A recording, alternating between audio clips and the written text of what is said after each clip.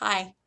In this video, we're going to talk about everyday inductive reasoning.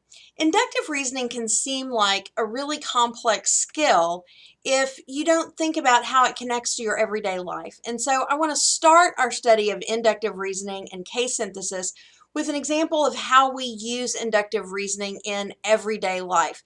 And I'm going to give you a curfew example involving teenagers. So here we go. The client is a 16-year-old boy.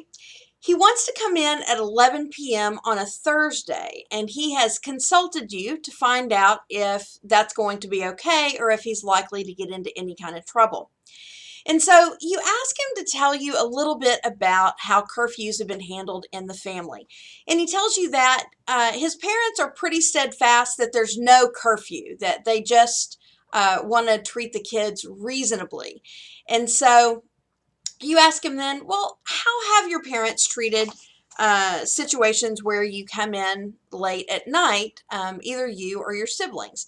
And so he starts by telling you about a situation involving his 17-year-old sister. Well, right off the bat, we know that this is going to be a binding case. You've got the same decision maker making a decision on the same type of issue. So we know that this is going to be a binding case. So it's his 17-year-old sister. So let's get that in there. And he tells you that a couple of weeks ago, she came in at 10:30 p.m. on a Friday evening, and there were absolutely no negative consequences. Her parents were up, or their parents were up, rather, watching television. She came in, they asked her how her evening had been, and she went off to bed. So from that, we can begin to induce or synthesize a rule going from the specific to the general. So we know from this first case that 10:30 p.m. on a Friday is not too late to be out. We're assuming a consistent, stable decision maker who wants to make decisions that are consistent with all other decisions. So that's what we can assume our rule is at this point. Now, remember in the formal reasoning video, I talked about how having a single data point from which to extrapolate your rule doesn't mean the rule is invalid. It just means that you can't be sure that that's the rule. It's very difficult to draw a conclusion based on a single data point. So although you would like more cases than one, sometimes you only have one case. And you can still extrapolate a rule from that. It's just that you're not going to be very confident about that rule.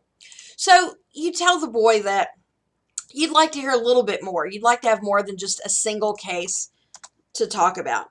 So he says, well, there was this other time when my sister, so again, that's going to be binding. She's 17 years old. Another time recently, she came in at 11:30 p.m. on a Saturday. The result was she was grounded for 1 week. Her parents said that was simply not reasonable, and therefore she was grounded. So what we can extrapolate from that, Friday and Saturday have in common that there's no school the next day. So we can assume that Friday and Saturday follow the same rule. So what we know is that on a non-school night, like a Friday or a Saturday, curfew is between 10:30 and 11:30. So somewhere between 10:30 and 11:30, we reach the point of too late. So we ask if there are any more cases, perhaps something involving his sister. And he says, yes, I do have another case involving my sister. Oops. My sister came in once at 10:30 on a Wednesday night, and the result was that she was grounded for 1 week. Okay, well, in that first case, she also came in on a Wednesday night, but nothing happened. There were no negative consequences. So, she came in on a Friday night. So clearly, if it's a 17-year-old sister in both cases, it's 10:30 p.m. in both cases. Clearly, the difference between these two is the day of the week. Therefore, there are different rules for school nights than there are for non-school nights. So we're going to add to the rule. We'll have, let's see, let's just cut and paste this. So we're going to continue with this rule. On a non-school night, curfew is between 10:30 and 11:30. And we're going to add to that rule, on a school night, curfew is before 10:30. Okay, so our rule is starting to develop over time. We're starting to get more pieces of the rule. It's starting to flesh out for us. So we ask if there's any other information we ought to consider. And our client tells us that there was this case involving his cousin. His aunt and uncle and their children, his cousins, live down the street. Their parents are all very close. And this involved his 16-year-old cousin who was male. He came in at 11 p.m. on a Thursday night when there was no school on Friday. And he had no negative consequences. So this helps us gain more confidence in our rule that on a non-school night, curfew is between 10:30 and 11:30, and on a school night, curfew is before 10:30. Now, this case isn't binding, it's only persuasive, but it's highly persuasive. It's the same family unit as far as the sharing a set of grandparents. They're very close, they spend time together, they live on the same block, and so it's possible they're going to have similar rules. So this additional case doesn't give us any new information, but it does help to make us more confident in the rule that we had come to after 3 cases. So you see that no one of those cases articulates an express rule that captures the entire situation. Now there are there are no express rules because none of them are specifically articulated. You have to induce each one of the rules. So you see that leading up to case 3, there's no one case that gives us the full rule. It's only after we read the first 3 cases that we're able to construct a rule, and only after we read the 4th that we start to gain some confidence in the rule. So going back to our client, what is the likely result here? We have a 16-year-old boy, 11 p.m. on a Thursday. The missing piece of information is there school the next day? That's something we'd like to ask him next. If there is school, then he probably should not come in at 11 p.m. He probably needs to be in before 10:30. If there is school, he's probably okay at 11.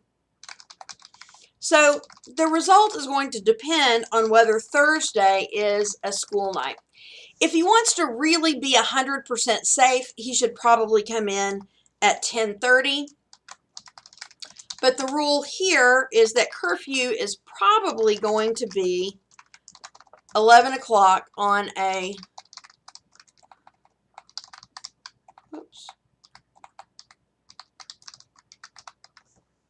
non-school night. So that sets it firmly between 10:30 and 11:30. We know for sure that 11 is okay. We don't know that 11:30 is okay. So remember in the second case, we figured out that on a non-school night, curfew is somewhere between 10:30 and 11:30. Somewhere between 10:30 and 11:30 is when she ran into trouble. And then with this last case with the cousin of coming in at 11 p.m., we see that probably 11 p.m. is probably the safest late time that you could come in on a non-school night. 11:30 might be okay on a non-school night.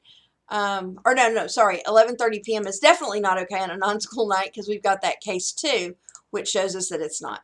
So by process of slowly taking in information from each case, we begin to narrow down a rule that we can articulate.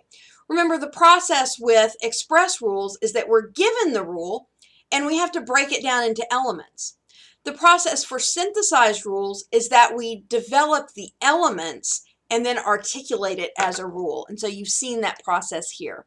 So next, we're going to look at something that's a little closer to a legal example, but still not quite a legal example before we jump into a legal example of synthesis.